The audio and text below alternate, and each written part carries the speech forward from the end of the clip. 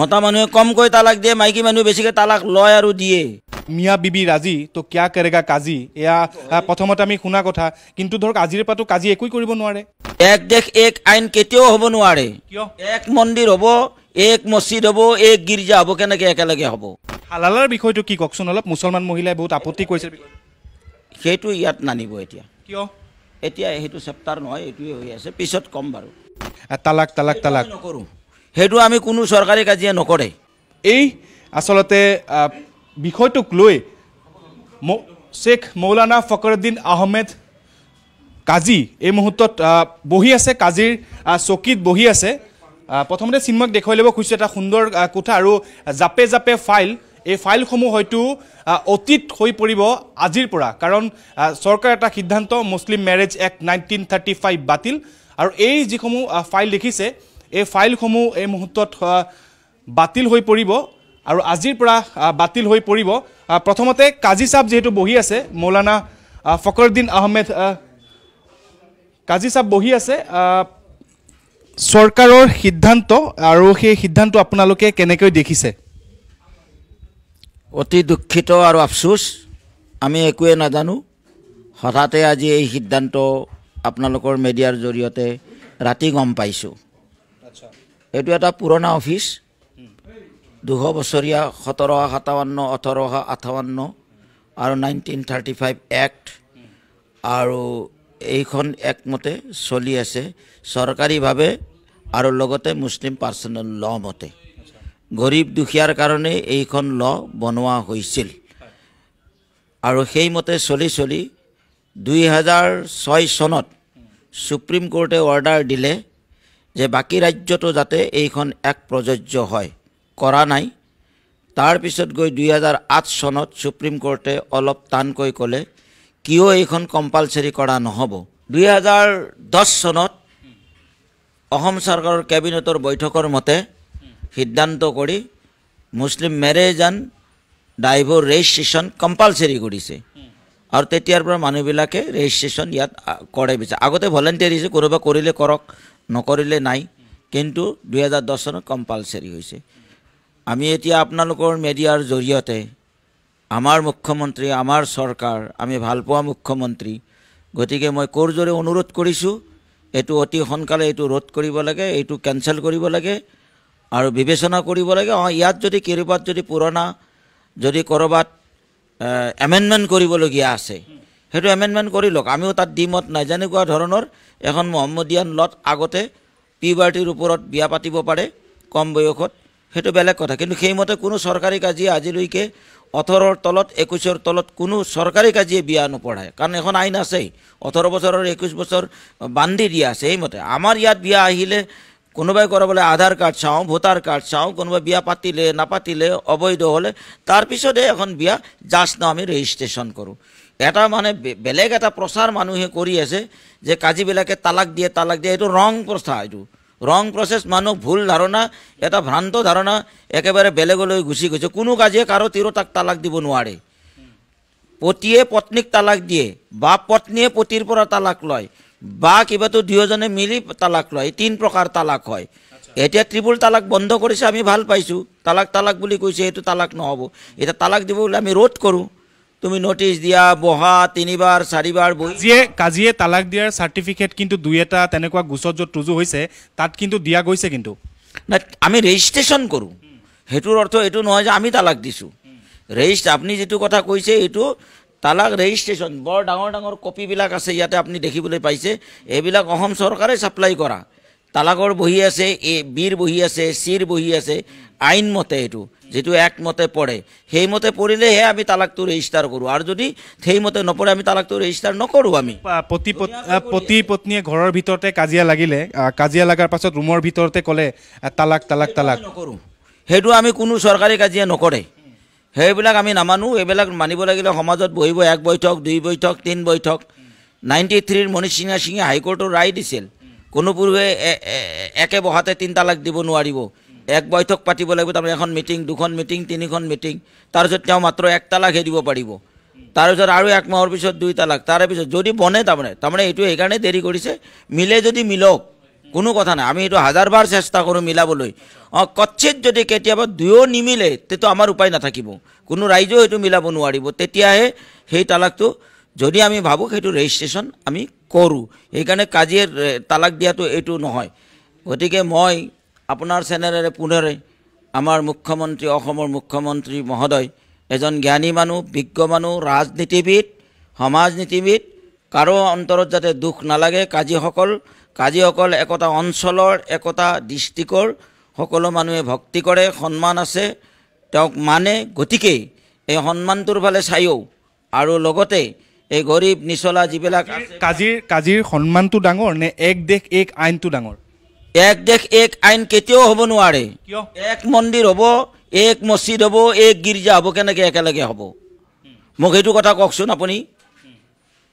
এখন বাগিচাত হিন্দু থাকিব, মুছলমান থাকিব, খ্ৰীষ্টান থাকিব, বৌদ্ধ থাকিব, সেইখন বাগিচাৰ মূল্য বেছি হ'ব। আৰু এখন বাগিচাত যদি এটা ফুল থাকে নহ'ব, কম হ'ব। গতিকে সকলোৰে স্বাধীনতা আছে। আপুনি মাংস খাই ভাল পায়, মই মাংস খাই বেয়া পাওঁ, গতিকে সেইটো হ'ব নোৱাৰে। নিজৰ নিজৰ ৰাস্তাৰে আপুনি যাব, কোনোবাই মন্দিৰলৈ যাব, কোনোবাই মছজিদলৈ যাব, কোনোবাই গীৰ্জালৈ যাব, আৰু সকলোৱে আমি ভাই ভাতৃত্ব কায়েম কৰি হিন্দু মুছলমান এইখন দেশত আমি থাকিবলৈ বিচাৰিছোঁ। আৰু বিশেষকৈ ভাৰত যদিও হয়, বেলেগ ৰাজ্যবিলাকৰ কথা বেলেগ, আমাৰ ৰাজ্যখন মানুহবোৰ অতি মৰমীয়াল। মই ভাবোঁ অসমৰ মুখ্যমন্ত্ৰী মহোদয় অতি মৰমীয়াল। গতিকে তেওঁৰ যাতে কাৰো ঠেচ মানে কাৰো মনত যাতে দুখ নহয়, কাৰো ধৰ্মত আঘাত নহয়, সেইটো কিন্তু তেখেত যেহেতু অসমৰ মুখ্যমন্ত্ৰী পদত আছে, গতিকে তেওঁৰ কৰণীয়। তেওঁ ঠেলাৱালাৰ কাৰণেও হয় মুখ্যমন্ত্ৰী, আমাৰ কাৰণেও হয়, আৰু চিফ জাষ্টিছৰ কাৰণেও তেখেতে মুখ্যমন্ত্ৰী। গতিকে সকলো ফালে চাবলৈ মই কোৰজোৰে মই চৰকাৰী কাজীসকলৰ তৰফৰ পৰা আৰু লগতেই মুছলমানসকলৰ পৰা মই তেখেতক অনুৰোধ জনালোঁ। আপুনি এতিয়া চকীটোত বহি আছে, কিন্তু এই চকীটোৰ পৰা উঠি ধৰক আপোনাৰ অফিচৰ বাহিৰত কোনোবা মুছলমান মহিলাৰ লগত আপুনি কথা পাতিছেনে যে তেওঁলোকে ভাল পাইছে নে বেয়া পাইছে? এটা মহিলাই কোনোবাই বেয়া পালেই যে বেয়া হৈ যাব তেনেকুৱা কোনো কথা নহয়। মই পুৱাৰ পৰা উঠি 10 গৰাকী মুছলমান মহিলাক মই ফোন কৰিছোঁ, আৰু মুছলমান মহিলাই মুখ্যমন্ত্ৰী বা চৰকাৰৰ কেবিনেটৰ যি সিদ্ধান্ত, এই সিদ্ধান্তক কিন্তু আদৰণি জনাইছে। কৈছে আমি বিৰাট ভাল পাইছোঁ, মুকলি আকাশৰ তলত মুক্ত মনে এতিয়া আমি চলিম। ৰুমৰ ভিতৰত পানীৰ এক গ্লাছ নিদিয়াৰ কাৰণে আমাক যিদৰে তালাক দি দিছিল, সেই স্বামীসকলৰ মুখত এতিয়া মই আপোনাক আৰু কৈ দিওঁ, এতিয়া 10জনী আপুনি পাইছে, মোৰ অভিজ্ঞতাৰ পৰা আজি খোলাখুলিকৈ কৈছোঁ, বছৰত এটাও মতা মানুহৰ তালাক নাহে, মাইকী মানুহৰ 100টা আহে। মোৰ অভিজ্ঞতাৰ পৰাই কৈছোঁ। আৰু মতা মানুহে কমকৈ তালাক দিয়ে, মাইকী মানুহে বেছিকৈ তালাক লয় আৰু দিয়ে। সেইটো ক'ত যাব আপোনাৰ? যদি কাজিয়াই কৰে আৰু কাজিয়া কৰি কৰি যদি তালাকেই নহয়, তেওঁ বেলেগত থাকিব, এইখন কি সংসাৰ হ'ব? কাৰোবাৰ কিবা হৈছে ব্যক্তিগতভাৱে হৈছে, সেইটোতো বেলেগ কথা। সমূহীয়া কথাটো মই কৈছোঁ। আমি তালাক হোৱাটোও নিবিচাৰোঁ, আমি জোৰা লগাবলৈ বিচাৰোঁ, 1000বাৰ কৰোঁ। এটা ডাইলগ ধৰক, মিয়া বিবি ৰাজি তো কিয়া কৰেগা কাজী, এয়া প্ৰথমতে আমি শুনা কথা, কিন্তু ধৰক আজিৰ পৰাতো কাজী একোই কৰিব নোৱাৰে। চৰকাৰে যদি সিদ্ধান্ত লৈ কৰিব নোৱাৰেতো আৰু বেলেগো কৰিব নোৱাৰিব।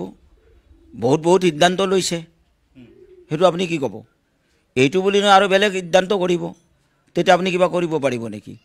মই অনুৰোধ জনাইছোঁ, আমাৰ মুখ্যমন্ত্ৰী, আমাৰ দাবী আছে, আমি অনুৰোধ জনাইছোঁ, আমি বেলেগতো ক'ব নোৱাৰোঁ না। আমি ভাল পোৱা মুখ্যমন্ত্ৰী, কৰ্মদক্ষতা, জ্ঞানী মানুহ তেখেত, আমি জানো। ময়ে বেছি ভাল পাওঁ। ময়ে যেতিয়া তেখেতে মুখ্যমন্ত্ৰী হৈছিল, কৰ্মশ্ৰী হেমন্ত বিশ্ব শৰ্মা বুলি কোৱাৰ উপাধি দিয়া মই এজন মানুহ আছিলোঁ। সেইকাৰণে কৈছোঁ, তেওঁ জনা মানুহ বুজিব নিশ্চয়কৈ। মোৰ এটা আশা যে তেখেতে হৃদয়ংগম কৰিব। কোনোবাই কিবা কৈছে সেইটো বেলেগ কথা। মই খুলি খালি তেখেতৰ ওচৰত মোৰ অন্তৰৰ পৰা আবেদন জনালোঁ। হালালাৰ বিষয়টো কি কওকচোন অলপ। মুছলমান মহিলাই বহুত আপত্তি কৰিছে, সেইটো ইয়াত নানিব এতিয়া। কিয়? এতিয়া সেইটো চেপ্টাৰ নহয়, এইটোৱে হৈ আছে, পিছত ক'ম বাৰু। বিষয়টো অতি গুৰুত্বপূৰ্ণ, কিন্তু হালালাৰ বিষয়টো অতি গুৰুত্বপূৰ্ণ যে কাজীসকলে মুছলমান মহিলাক এইদৰে ব্যৱহাৰ কৰে, হালালা কৰে, তাৰ পাছতে মহিলাগৰাকীৰ জীৱনত কোনোদিনে হালালা হোৱাও নাই, অহাও নাই, মই নাজানো এই ক্ষেত্ৰত। এতিয়া সেইটোৱে কৈছোঁ, মোৰ জীৱনত মই হালালা শুনি আছোঁ, মই একো নাজানো, কি হালালা কেনেকৈ কৰিছে, কি কৰিছে, একো অহা নাই মোৰ ইয়াত। আপুনি এনে নাজানে নেকি? কাজী হিচাপেও নাজানে? সেইটো এটা বেলেগ চেপ্টাৰ, তালাকৰ সম্পূৰ্ণ বেলেগ চেপ্টাৰ। সেইটো ইয়াৰ লগত কোনো সংলগ্নই নাই। আপোনাক ক'লোঁ, আপুনি ইমান দিন ধৰি ধৰক কাম কৰিছে, হালালা অহা নাই। মোৰ ইয়াত হালালা কোনোদিনে অহা নাই মই কৰাও নাই তেনেকুৱা বিয়া আৰু মোৰ ইয়াত হালালা হিচাপে অহাও নাই এতিয়া মই কি বুলি ক'ম এতিয়া আপুনি নাজানে এই বিষয় লৈ মই কৈছোঁ যে অহাও নাই কৰাও নাই আৰু এইবিলাক এইটোৱে কথা আৰু 2 লাখ টকাকৈ চৰকাৰে আপোনালোকক দিব এই বিষয়টো এইটো চৰকাৰীবিলাকৰ কোনো চেলাৰিয়ে নাই এইটো অবৈতনিক সেই এটা সেৱা মইতো ভাবোঁ এইটো চৰকাৰৰ সহায় হৈছে এটা ডিপাৰ্টমেণ্ট চলাই গৈছে মানুহৰ ৰেজিষ্ট্ৰেশ্যন হৈছে আৰু চৰকাৰে দৰমহা দিব লগা হোৱা নাই আগৰ পৰাই দিব লগা হোৱা নাই এতিয়াও নাই দৰমহা চৰকাৰে কোনো কাজিবিলাক খালি চৰকাৰী এপ্ৰুভ এইখন লাইচেঞ্চ হয় লাইচেঞ্চ নহয় অথৰাইজ পাৰ্চন কৰি দিছে যে মুছলিম মেৰেজ হ'লে যিখিনি মানে ডকুমেণ্ট আছে আসাম চৰকাৰৰ গাইডলাইন মতে সেইমতে ৰেজিষ্ট্ৰেশ্যন কৰিব অসম চৰকাৰৰ গাইডলাইন মতে ৰেজিষ্ট্ৰেশ্যন কৰিব ইমানখিনিয়ে কথা বেলেগ কথা ইয়াতে একো নাই চৰকাৰে মাটিও দিয়া নাই ঘৰো দিয়া নাই ফাৰ্নিচাৰো দিয়া নাই একো দিয়া নাই আজি নহয় কোনোদিনেই দিয়া নাই এতিয়া আৰু এইটো বন্ধ কৰি 2 লাখ টকা দিব বেয়া লাগিছে মানে আজিৰ পৰা বেয়াটো লাগিবই এইটো ধৰ্মীয় কথা দুইটাত অনুভূতি আছে একটো চৰকাৰীভাৱে এইটো এটা এখন চাৰ্টিফিকেট পাইছিল এতিয়া ধৰ্মীয়ভাৱে অনুভূতি ইয়াতে দোৱা দুৰুদ কোৰাণ পঢ়ি পেলাইতো চবেইতো বিয়াবিলাক হয়তো সেইটো নাইকিয়া হ'ব ক'ত বিয়া পাতিব মানুহে এতিয়া ক'ত বিয়া পাতিব কোৰ্টততো বিয়া নহয়তো সেইটোতো এটা ৰেজিষ্ট্ৰেশ্যনহে হ'ব বিয়া নিকাহটোতো নহ'ব না সেইকাৰণে মোকো হাজাৰ মানুহে আজি ফোন কৰিছে আপুনি কৈছে 10জনী জৰিয়তে মোক হাজাৰ মানুহে ফোন কৰিছে কাই চাব এইটো কি হ'ব এতিয়া আমি ক'ত যাম ক'ত বিয়া পাতিম ক'ত কি কৰিম কোনে দোৱা কৰিব তো বিয়াৰ ক্ষেত্ৰততো কিছুমান ধৰ্মীয় ৰীতি নীতিও আছে ৰেজিষ্ট্ৰেশ্যনটো আছেই বাৰু সেইকাৰণে খুলি খালি ক'লোঁ যে বিবেচনা তেখেতে নিশ্চয় কৰিব মোৰ আশা তেখেতে জ্ঞানী মানুহ আৰু দক্ষ মানুহ ৰাজনীতিবিদ কাকো যাতে তেখেতে কষ্ট নিদিয়ে তাৰ কাৰণে মই অন্তৰেৰে তেখেতক মই আবেদন জনালোঁ